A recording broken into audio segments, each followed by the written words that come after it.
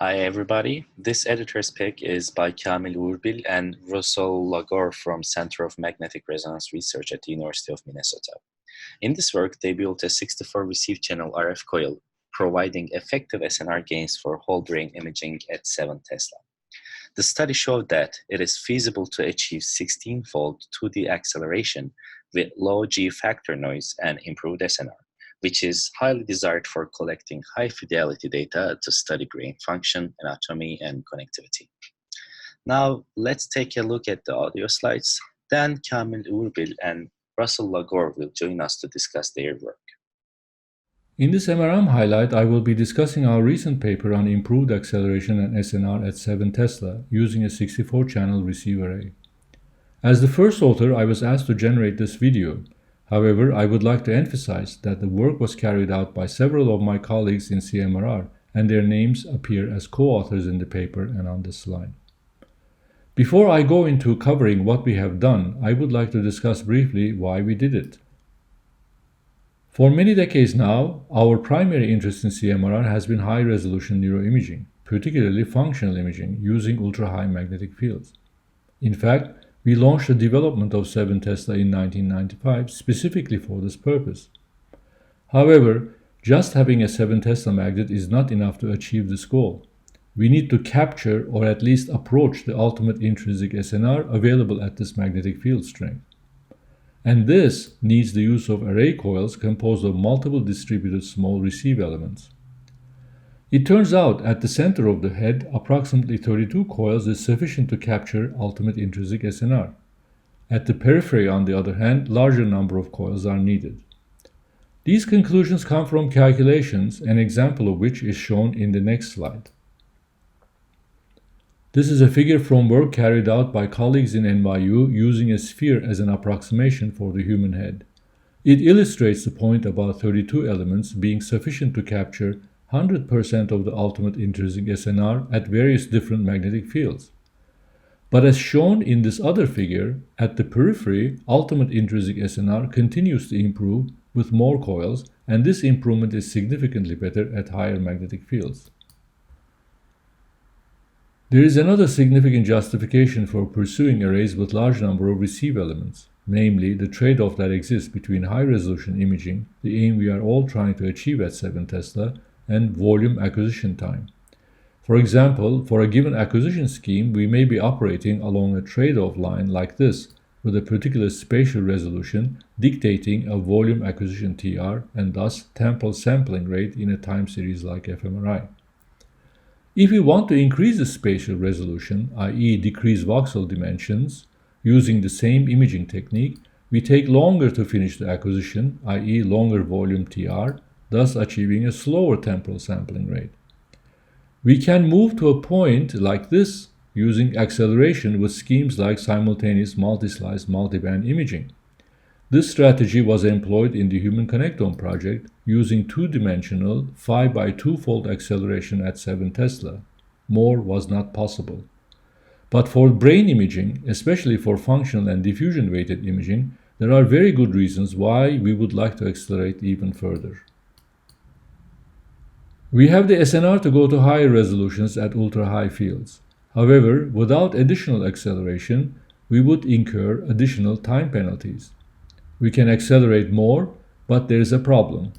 For any given coil, increased acceleration leads to increased G-factor noise, so we cannot accelerate ad infinitum. This problem can be tackled using arrays with large number of receive elements to enhance spatial encoding capability of the array. Hence, our interest in developing a 64-channel receiver and an array coil with 64 receive elements at 7 Tesla. Here are some pictures showing the actual hardware. It is a 64-channel brain coil, not a brain and neck coil, which exists commercially at 3 Tesla but does not provide any advantages relative to a 32-channel coil covering only the brain. Our coil allows for high-quality visual stimulation for fMRI experiments. It is splittable and is composed of multiple layers containing the ground plane, receiver elements, and transmitter elements. It has 16 transmit coils split again between upper and lower halves to tackle B1 inhomogeneity and SAR issues at 7 Tesla.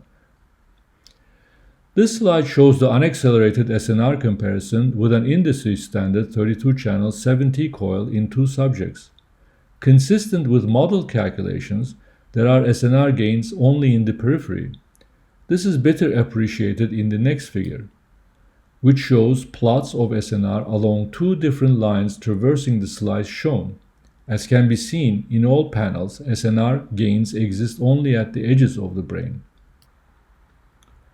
Here are some simple 2D GRE images from this coil, which demonstrate that the coil covers the brain, including the cerebellum, fully. The greatest gains are with acceleration. In this slide, we see 1/G factor maps. They are shown as a maximum intensity projection on a sagittal plane. The color scale going towards red means increased G factor noise, which is undesirable. These data show imaging in oblique slices as employed in the Human Connectome project. Slice acceleration, or MB factor of 5, and phase encoding acceleration, or reduction factor of 2, reproduce the HCP parameters used for 70 fMRI data. Also, the 30-channel coil employed in this and all other comparisons in this paper is the same one employed in the 7T component of the HCP. Clearly, with the 64-channel coil, we lower the G-factor noise compared to the 32-channel array at this two-dimensional acceleration. But more importantly, we can accelerate more. Here are 1/G factor maps again for 6x2, 7x2, and 8x2 accelerated data. Here are some numbers for mean, maximum, and median G-factor values from the data shown in the previous slide. Thus, if we consider the noise amplification in the original HCP 7T data with two-dimensional 5x2-fold acceleration acceptable, then we can accelerate to 7x2 or even 8x2 with the 64-channel coil in HCP-style data acquisition. Both the 32 and the 64-channel coils show different performance with different imaging slice orientations as expected. Axial slices are shown with phase encoding running either along the left-right direction or the anterior-posterior direction.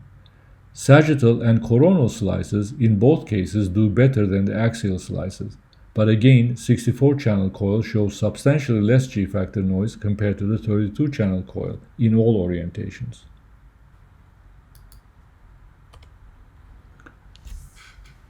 If we look at the 7-fold slice and 2-fold phase encode acceleration further, simple sagittal and coronal slices do better in terms of G-factor noise compared to the oblique axial slice orientation as employed in the HCP.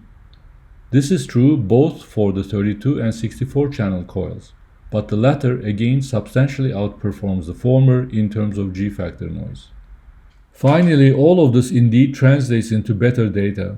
This is an fMRI image of visual stimulation obtained with slice acceleration of 2 and phase encode acceleration of 6. Whereas the 32-channel coil image is unacceptable, showing many false positives and inability to unalias the two slices excited simultaneously in the multiband excitation, 64-channel coil achieves this robustly.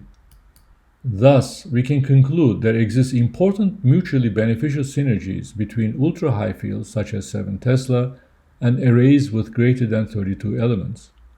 There are significant gains to be had in spatio-temporal sampling with high-density receive coils in ultra-high imaging, and 64-channel is only the beginning. If you feel ready, I can just go ahead with questions and start the actual part of the interview. Yes. Proceed. Okay. So before proceeding to the technical details, we'd like to get to know you a bit more. So can you tell us a bit about yourself and how did you get involved in MRI research? Okay, I will say something first, and then Russell can. Then we can. Mm-hmm. You know, I have been in the MRI world for such a long time. I can tell you a lot of long stories about it, but I know that this is not a very long interview. And what I can tell you is that I, started doing NMR, so to speak, when I was a graduate student at Columbia University, and I did various kinds of spin resonance, I did NMR for protein structure, I did optical detection of triplet states, which are electron states in certain molecules that you can actually detect optically.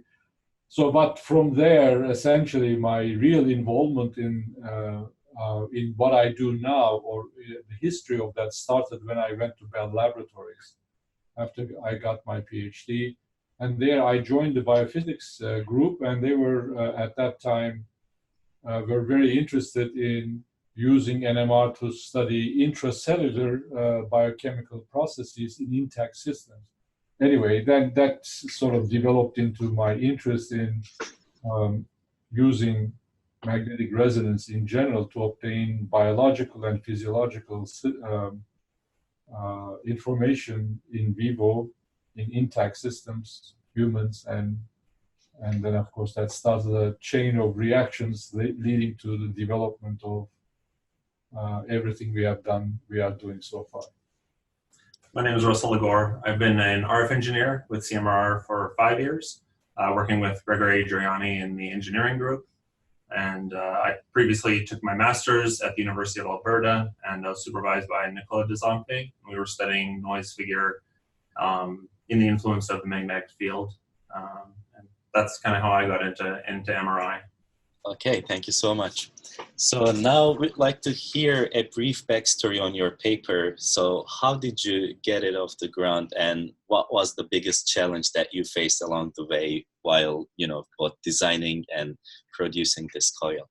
So the background comes really from our very strong interest in pushing very high resolution imaging, especially functional imaging.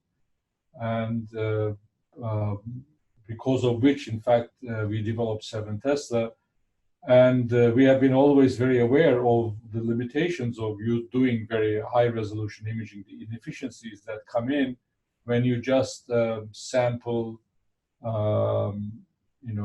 case space and sample volume coverage in traditional ways.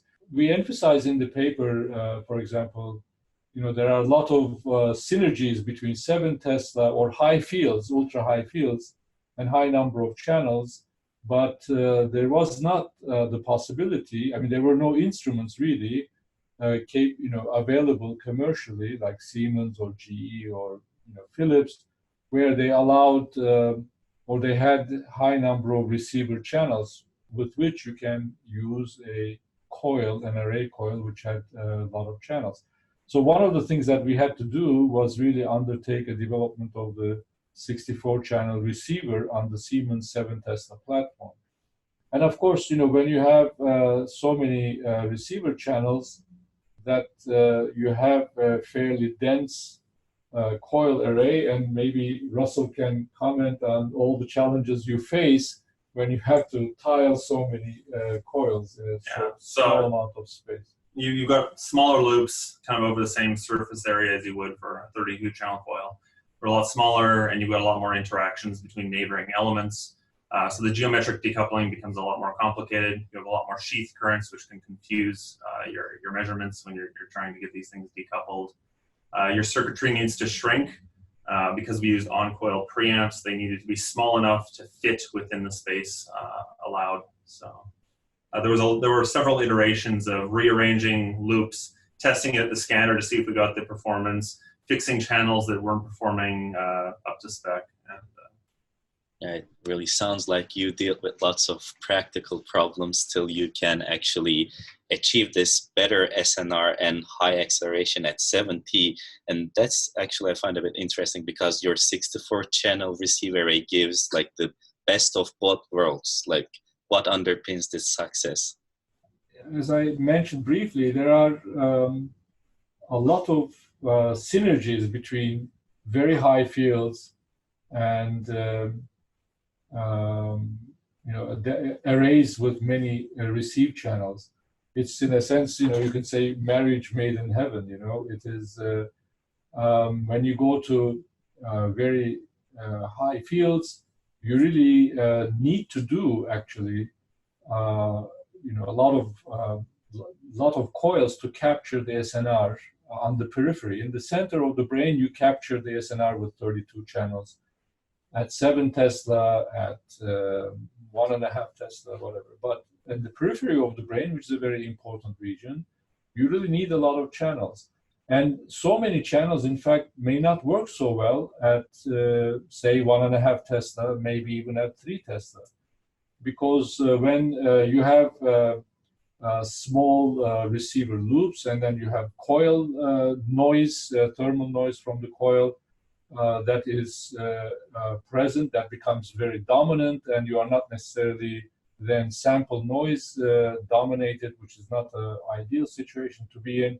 But when you go to very high fields, then you again become very sample noise dominated. And so it works. The small coils work better at higher fields.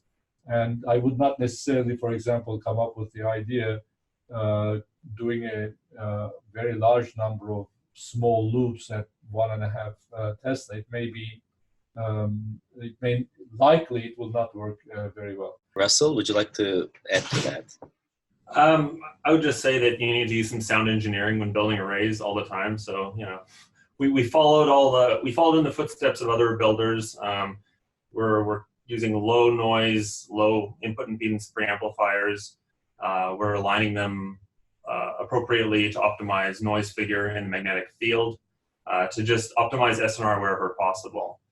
Your results show that like your coil just easily outperformed Human Connectome Project's 32-channel head coil on lower G ratio noise amplification, as you even like increase the acceleration factor really, really high. So what is the biggest implication for functional and structural brain studies?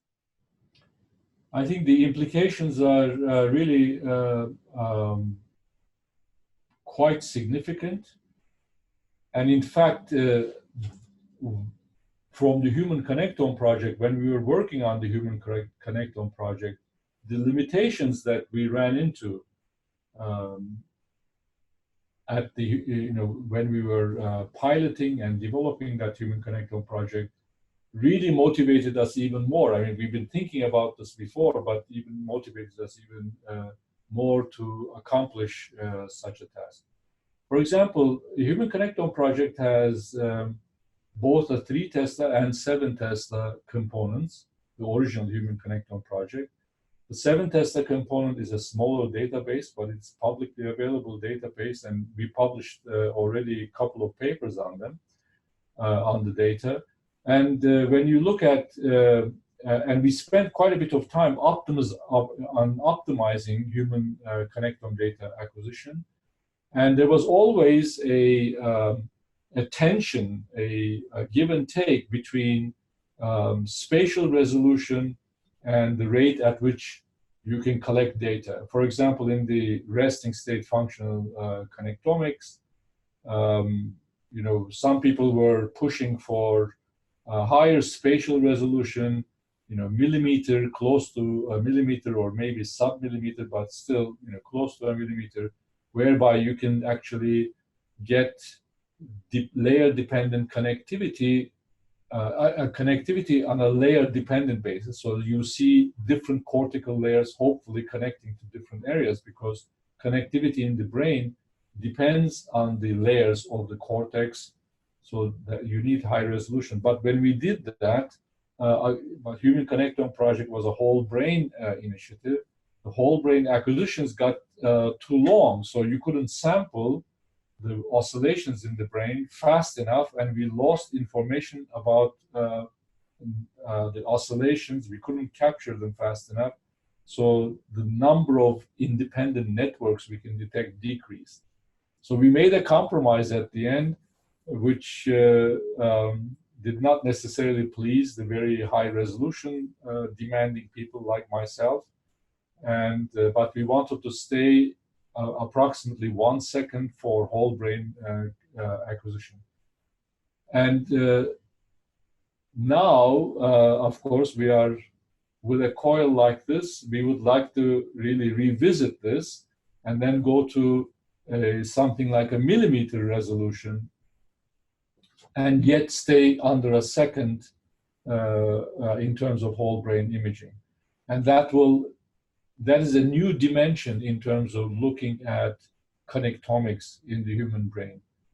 In the paper, you also say that like the 64 channels is only the beginning. Like, do you have any projections of how far this number can be increased in the foreseeable future? And are there any trade-offs? Like, what is the biggest bottleneck to achieve like 256, for example? Well, since I actually said a lot in the last question, maybe I will let Russell answer this question. So our current effort is at 10.5T. One of the first efforts was to build a 32-channel receive, and here we spent time really carefully optimizing cable paths and circuitry in order to reduce the interaction between the transmitter and the receiver. We really wanted good transmit efficiency, and we wanted to be able to reliably say that the way the transmitter performs without the receiver array is the same way it performs with the receiver array. Moving on from that, we're in the design step of doing a 64-channel. It may be 72 channels. We haven't quite finalized where we want, how many channels we want to put on the next coil. But we're already in the design phase for that, and that will be a 10.5T 64 or 72 channel coil. And moving on from that, we're already looking at how to miniaturize all of our RF electronics. So I've built several primate coils that are very high density, so less than 4 centimeters, 37 millimeter loops, and how small the feed circuitry needs to get and the components need to get in order to pack all of these electronics close together. And I've shown that this is feasible for primate imaging, and so our hope is to then extend a lot of these, use a lot of this miniaturized electronics at 10.5T to achieve up to 128 channels. Part of this push is to miniaturize the preamplifiers themselves. Right now they're small, but the supporting electronics are quite large. So to put everything onto a single board, so it's a single board solution, it attaches straight to the coil, and from there it goes straight out of the coil housing on a cable. So with that, I think we can achieve 128 channels. Beyond that, I think eventually we run into an issue of real estate. The circuitry ends up overwhelming the size of the loops to the point that mirror currents and scattering from the coaxial cables dominates. Thank you so much. It was a really insightful conversation, and these are all my questions. But if you'd like to add something more, if you have any final remarks, we are happy to hear them out as well. Feel free if you think that's all. I think we are happy to participate in this interview and this highlight, and hopefully we'll do another one when we build 128. I hope so. Yeah, if that happens, I'll be doing it again too. All right, so hope to see you in Sydney maybe next year. Okay. Nice meeting you. And likewise, it's a pleasure. Görüşmek üzere. Bye bye. Görüşmek üzere. Take care. Bye bye.